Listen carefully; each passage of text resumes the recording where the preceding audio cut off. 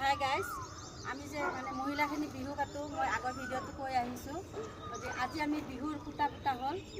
আজিৰ পৰা বিহুৰ পেণ্ডেলৰ কাম চলিব।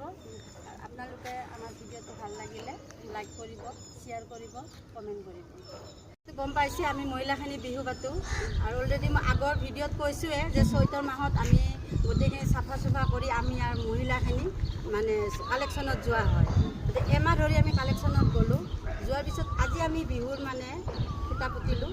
আজি খুঁটা পুতা হ'ল আৰু বিহুখন আমাৰ আছিলে 26 এপ্ৰিল 12 বহাগ শনিবাৰ।